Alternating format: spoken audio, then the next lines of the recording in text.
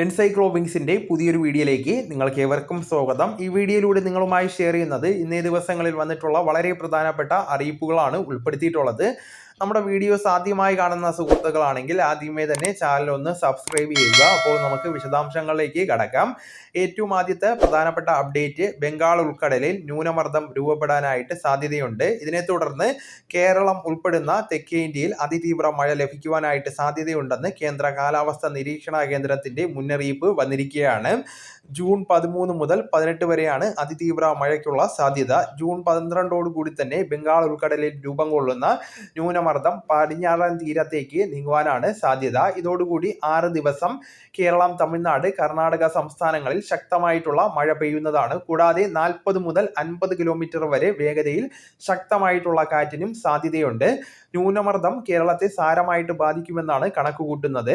ഇന്നു മുതൽ കേരളത്തിൽ വിവിധ ജില്ലകളിൽ മഞ്ഞ, ഓറഞ്ച് അലർട്ടുകൾ നൽകിയിട്ടുണ്ടെങ്കിലും ന്യൂനമർദ്ദം രൂപപ്പെടുന്നതോടുകൂടി അലർട്ടുകളിൽ മാറ്റം വരുന്നതാണ്. നിലവിൽ ജൂൺ 10 മുതൽ 12 വരെ വിവിധ ജില്ലകളിൽ യെല്ലോ അലർട്ട് പ്രഖ്യാപിച്ചിരിക്കുകയാണ്. അടുത്ത പ്രധാനപ്പെട്ട അപ്ഡേറ്റ്, സ്കൂൾ സമയം അരമണിക്കൂർ വർദ്ധിപ്പിക്കുന്നതിൽ മാറ്റമില്ല എന്ന് വിദ്യാഭ്യാസ വകുപ്പ് മന്ത്രി വി ശിവൻകുട്ടി ഇപ്പോൾ വ്യക്തമാക്കിയിരിക്കുകയാണ്. രാവിലെയും വൈകിട്ടും 15 മിനിറ്റ് വർദ്ധിപ്പിക്കുന്നതാണ്.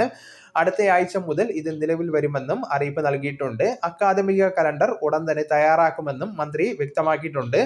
സംസ്ഥാന സിലബസിൽ പ്രവർത്തിക്കുന്ന സർക്കാർ എയ്ഡഡ്, അൺഎയ്ഡഡ് സ്കൂളുകളിലെ 2025-26 അധ്യയന വർഷത്തിലെ 6ാം പ്രവൃത്തി ദിനം അടിസ്ഥാനപ്പെടുത്തിയുള്ള കുട്ടികളുടെ കണക്കെടുപ്പ് ഇന്ന് നടക്കുന്നതാണ്. വൈകിട്ട് 5 മണി വരെ കുട്ടികളുടെ എണ്ണം ശേഖരിക്കുന്നതാണ്. അതിനുശേഷം ഉണ്ടാകുന്ന കണക്കുകൾ നിർണ്ണയിക്കുന്നതിന് അനുവാദമുണ്ടായിരിക്കുന്നതല്ല. കണക്കെടുപ്പിൽ എന്തെങ്കിലുമൊക്കെ അപാകത സംഭവിച്ചാൽ അതിന്റെ ഉത്തരവാദിത്തം പ്രധാന അധ്യാപകനായിരിക്കും. തിരിച്ചറിയൽ രേഖകളുള്ള കുട്ടികളുടെ അടിസ്ഥാനത്തിലായിരിക്കും തസ്തിക നിർണ്ണയിക്കുന്നത്. ആധാർ ഇല്ലാത്തതിന്റെ പേരിൽ ആർക്കും പ്രവേശനം നിഷേധിക്കരുത്. ആധാർ ലഭിക്കാത്ത ഒരു സാഹചര്യം സംസ്ഥാനത്തില്ല എന്നും മന്ത്രി വ്യക്തമാക്കിയിട്ടുണ്ട്. അടുത്ത പ്രധാനപ്പെട്ട അപ്ഡേറ്റ്, സംസ്ഥാനത്ത് ഇപ്പോൾ ഏറ്റവും കൂടുതൽ പ്രധാനമായിട്ടും ചർച്ചാ വിഷയമായിരിക്കുന്നത് സാമൂഹ്യ സുരക്ഷാ പെൻഷനെ കുറിച്ചാണ്. 1600 രൂപ വീതം നമുക്ക് ലഭിക്കുന്ന സാമൂഹ്യ സുരക്ഷാ ക്ഷേമനിധി ബോർഡ് പെൻഷനുകളെ ചുറ്റിപ്പറ്റി ഇപ്പോൾ കൂടുതൽ വാർത്തകളും പ്രചരിക്കുന്നുണ്ട്. ഇനി ഈ സംസ്ഥാനത്തെ കുടിശ്ശികയായിട്ട് നമുക്ക് 2 ഗഡു മാത്രമാണ് പെൻഷൻ തുക അവശേഷിക്കുന്നത്. അതുമാത്രമല്ല, എല്ലാ മാസങ്ങളിലും ഇപ്പോൾ മുടങ്ങാതെ ആനുകൂല്യം നമുക്ക് ലഭിക്കുകയും ചെയ്യുന്നുണ്ട്. മാത്രമല്ല, ഇപ്പോൾ നിലമ്പൂർ ഉപതെരഞ്ഞെടുപ്പ് വരുന്നതിന്റെ പശ്ചാത്തലത്തിൽ ഈ ഇലക്ഷൻ കമ്മീഷന്റെ പ്രത്യേക അനുമതിയോടുകൂടി തന്നെ ഈ മാസത്തെ ക്ഷേമ പെൻഷന്റെ വിതരണം അത് മുൻകൂറായിട്ട് തന്നെ വിതരണം ചെയ്യുന്നതിന് വേണ്ടി പോവുകയാണ്. അതായത് ഇലക്ഷൻ സമയത്തിന് മുമ്പ് തന്നെ വിതരണം ചെയ്യുന്നതിന് വേണ്ടി സർക്കാർ ഇപ്പോൾ ചില നീക്കങ്ങളൊക്കെ തന്നെ, തയ്യാറെടുപ്പുകളൊക്കെ തന്നെ അതിന്റെ ഭാഗമായിട്ട് എടുത്തിരിക്കുകയാണ്. ഇതിൽ ഇലക്ഷൻ കമ്മീഷന്റെ അനുമതി അത് കൃത്യമായിട്ട് ലഭ്യമായാൽ ഈ മാസം 19-ാം തീയതിക്ക് മുൻപ് തന്നെ, അതായത് 3ാമത്തെ ആഴ്ചയിൽ തന്നെ പെൻഷന്റെ വിതരണം ഉണ്ടായിരിക്കുന്നതാണ്.